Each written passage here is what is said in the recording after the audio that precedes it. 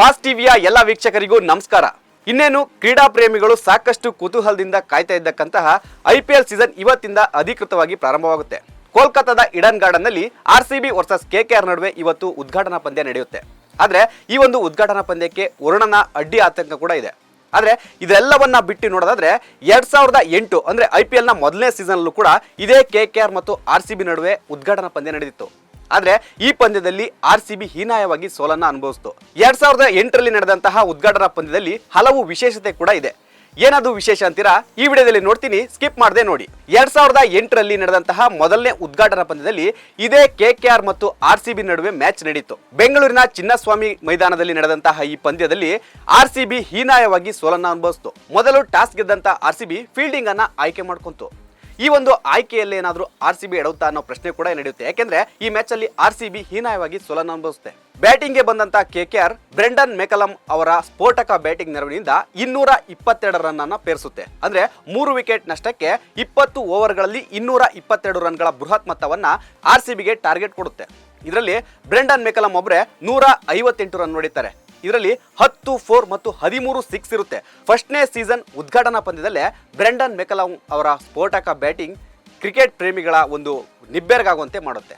ಸೌರವ್ ಗಂಗೂಲಿ ನೇತೃತ್ವದ KKR ತಂಡ ತಮ್ಮ ಬ್ಯಾಟಿಂಗ್ ಬ್ರೆಂಡನ್ ಮೆಕಲಮ್ ಅವರ ಸ್ಫೋಟಕ ಬ್ಯಾಟಿಂಗ್ ನೆರವಿನಿಂದ 222 ರನ್ ಅನ್ನ RCBಗೆ ಟಾರ್ಗೆಟ್ ಕೊಡುತ್ತೆ. ನಮ್ಮ RCB ರಾಹುಲ್ ದ್ರಾವಿಡ್ ನಾಯಕತ್ವದಲ್ಲಿ ಈ ಒಂದು ಚೇಸಿಂಗ್ ಅನ್ನ ಮಾಡೋಕೆ ಹೋಗುತ್ತೆ. ಆದ್ರೆ ಕೇವಲ 82 ರನ್ಗಳಿಗೆ RCB ಆಲ್ಔಟ್ ಆಗುತ್ತೆ. RCB ಬ್ಯಾಟಿಂಗ್ ಅಲ್ಲಿ ವೈಫಲ್ಯ ಕಂಡು 140 ರನ್ಗಳಿಂದ ಹೀನಾಯವಾಗಿ ಸೋಲನ್ನು ಅನುಭವಿಸುತ್ತೆ.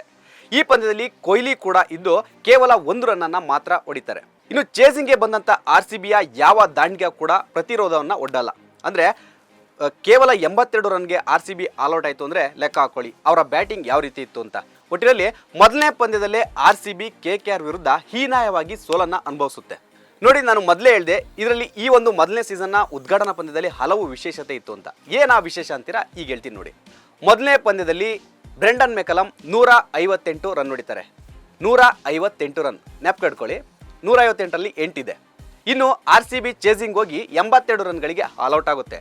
ಇನ್ನು ಚೇಸಿಂಗ್ ಹೋದಂಥ RCB ತಂಡ ಒಟ್ಟು ಮೊತ್ತ ಗಳಿಸಿದ್ದು ಕೇವಲ 82 ರನ್, ಅದರಲ್ಲೂ ಕೂಡ 8 ಇದೆ. ಇನ್ನು 8ರ ನಂಬರಿನ ಹಲವು ವಿಶೇಷತೆ ಈ ಮ್ಯಾಚಲ್ಲಿತ್ತು. 2008ರಲ್ಲಿ ಏಪ್ರಿಲ್ 18ರಂದು ನಡೆದ ಈ ಪಂದ್ಯ ಏನಕ್ಕೋ ಗೊತ್ತಿಲ್ಲ 8ನ ನಂಬರ್ ಈ ಒಂದು ಪಂದ್ಯ ಈ ಒಂದು ಸೀರೀಸ್ಗೆ ಬಹಳ ಸಿಂಕ್ ಆಗ್ತಾ ಇತ್ತು. ಅಂದರೆ 2008ರಲ್ಲಿ ಈ ಪಂದ್ಯ ನಡೀತು. 18ನೇ ತಾರೀಕು ಏಪ್ರಿಲಲ್ಲೂ ಕೂಡ ನಡೀತು. ಆ ಪಂದ್ಯದಲ್ಲಿ ಬ್ರೆಂಡನ್ ಮೆಕಲಮ್ ಅವರ ಸ್ಫೋಟಕ ಬ್ಯಾಟಿಂಗಲ್ಲಿ ಬಂದಿದ್ದಂತಹ ರನ್ನು 158.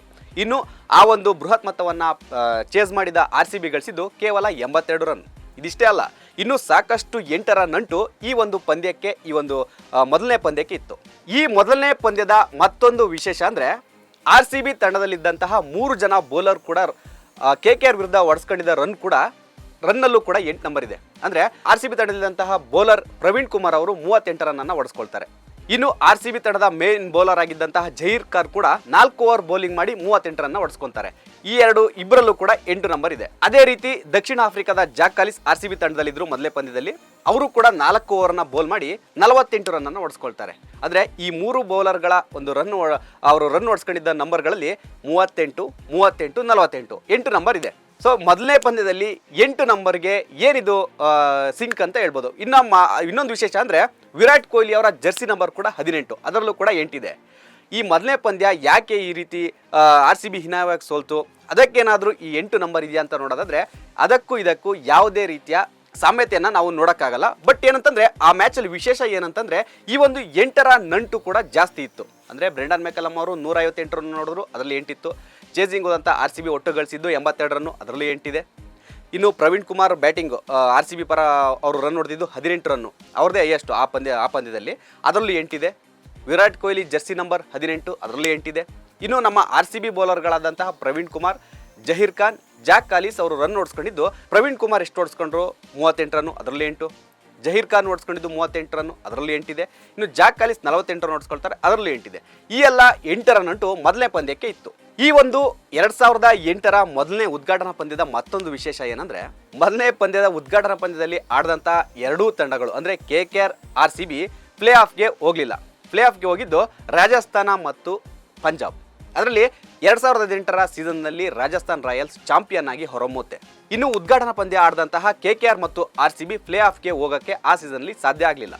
ಇನ್ನು 17 ವರ್ಷಗಳ ಹಿಂದೆ ನಡೆದಂತಹ KKR ವರ್ಸಸ್ RCB ನಡುವಿನ ಮೊದಲನೇ ಉದ್ಘಾಟನಾ ಪಂದ್ಯದಲ್ಲಿ ಇಷ್ಟೆಲ್ಲ ವಿಶೇಷತೆಗಳಿತ್ತು. ಇಂದು 17 ವರ್ಷಗಳ ನಂತರ ಮತ್ತೆ ಇವತ್ತು ಸಂಜೆ ಕೋಲ್ಕತ್ತಾದ ಈಡನ್ ಗಾರ್ಡನ್ ನಲ್ಲಿ ಅದೇ RCB ಅದೇ KKR ತಂಡಗಳು ಮುಖಾಮುಖಿ ಆಗ್ತಿವೆ. ಆದ್ರೆ ಆಟಗಾರರು ಬದಲಾವಣೆ ಆಗಿರ್ಬೋದು, ಆ ಒಂದು ಜೋಶ್ ಹೇಗಿತ್ತೋ ಈಗಲೂ ಕೂಡ ಫ್ಯಾನ್ಸ್ RCB ಫ್ಯಾನ್ಸ್ ಆಗಿರ್ಬೋದು, KKR ಫ್ಯಾನ್ಸ್ ಆಗಿರ್ಬೋದು, ಎರಡೂ ತಂಡಗಳ ಫ್ಯಾನ್ಸ್ ಅದೇ ಜೋಶ್ನಲ್ಲಿದ್ದಾರೆ. ಸಾಕಷ್ಟು ಅಭಿಮಾನಿಗಳು ಈ ಒಂದು ಮಹತ್ವದ ಪಂದ್ಯವನ್ನ ನೋಡಕ್ಕೆ ಕಾತುರದಿಂದ ಕಾಯ್ತಾ ಇದ್ದಾರೆ. ಆದ್ರೆ ಇಂದು ಕೋಲ್ಕತ್ತಾದ ಈಡನ್ ಗಾರ್ಡನ್ ನಲ್ಲಿ ಮಳೆ ಬರುವ ಚಾನ್ಸಸ್ ಕೂಡ ಇದೆ. ವರುಣರಾಯ ಕೃಪೆ ತೋರಿ ಇಂದಿನ ಪಂದ್ಯವನ್ನ ಯಾವುದೇ ಅಡ್ಡಿ ಆತಂಕ ಇಲ್ಲದೆ ನಡೆಸಿಕೊಟ್ರೆ ಫ್ಯಾನ್ಸ್ ಅಷ್ಟು ಖುಷಿ ಪಡೋರು ಬೇರೆ ಯಾರೂ ಇಲ್ಲ. ಮುಂದಿನ ವಿಡಿಯೋದಲ್ಲಿ ಮತ್ತಷ್ಟು ಕ್ರೀಡಾ ಸಂಬಂಧಿತ ವಿಚಾರಗಳನ್ನ ತಿಳ್ಕೊಳ್ಳೋಣ. ಅಲ್ಲಿವರೆಗೂ ನಮಸ್ಕಾರ. ಲೇಟೆಸ್ಟ್ ಹಾಗೂ ಇಂಟ್ರೆಸ್ಟಿಂಗ್ ಸುದ್ದಿಗಳಿಗಾಗಿ ಬಾಸ್ ಟಿವಿ ಕನ್ನಡ ಚಾನೆಲ್ನ ಸಬ್ಸ್ಕ್ರೈಬ್ ಮಾಡಿ. ಹಾಗೆಯೇ ಬೆಲ್ ಐಕಾನ್ ಪ್ರೆಸ್ ಮಾಡಿ. ಇದರ ಜೊತೆಗೆ ಫೇಸ್ಬುಕ್, ಇನ್ಸ್ಟಾಗ್ರಾಮ್, ಎಕ್ಸ್ ನಲ್ಲೂ ಮಿಸ್ ಮಾಡದೆ ಫಾಲೋ ಮಾಡಿ.